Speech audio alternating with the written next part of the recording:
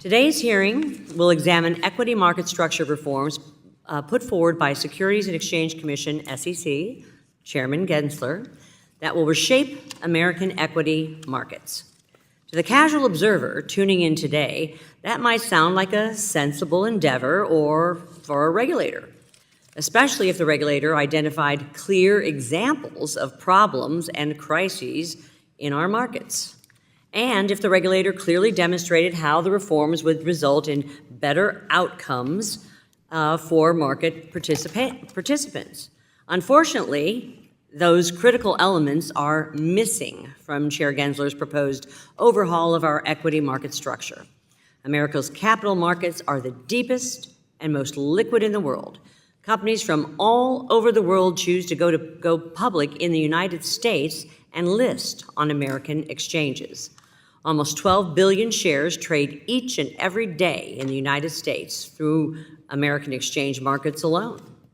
Over the past 20 years, the U.S. equities markets have changed dramatically and for the better, becoming more competitive, efficient, and accessible for everyday American investors.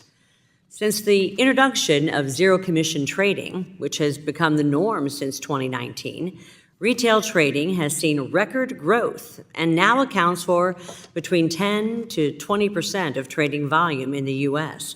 Over 100 million Americans rely on our equities markets for their financial security, stability, and retirement.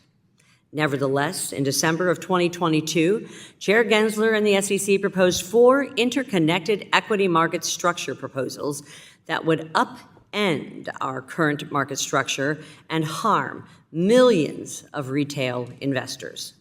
Then, in October of 2023, the SEC proposed yet another significant equity market structure rule on volume-based pricing. For those of you who keep count, that's 5 sweeping equity market structure proposals from the SEC in the span of less than a year. In March of 2024, the SEC unanimously adopted one of those proposals, amendments to update Rule 605 disclosures and capture more useful information on order execution. You might be saying to yourself, more useful disclosures and better data on equity quality sounds like a smart place for the SEC to start, and I would agree with you.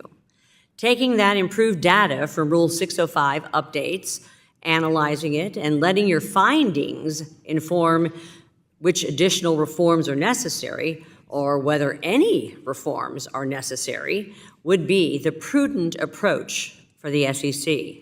Unfortunately, Chair Gensler disagrees, as he is intent on advancing the remaining 4 proposals without analyzing the improved data and potential findings from Rule 605. You might be saying to yourself, well, then surely the SEC has identified clear problems or failures these reforms will address, or they can produce economic analyses demonstrating that market participants will unmistakably be better off because of these reforms. Well, I'm sorry to disappoint you again.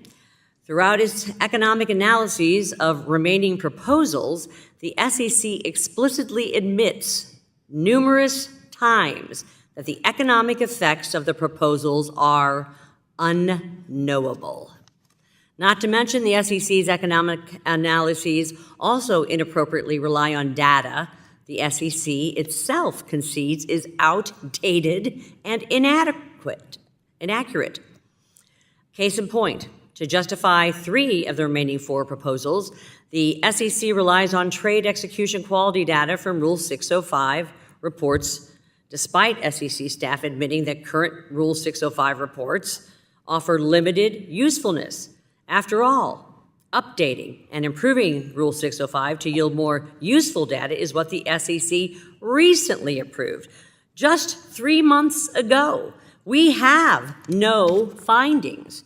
Ensuring that the SEC acts prudently and only issues regulations that are absolutely necessary after providing clear evidence of problems and analyses demonstrating the desired positive impacts shouldn't be a partisan issue.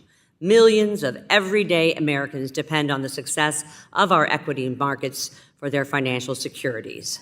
These Americans are looking to us to ensure that Chair Gensler doesn't use a wrecking ball when perhaps a scalpel would be more appropriate. I want to thank our witnesses for their testimony, and I look forward to our discussion.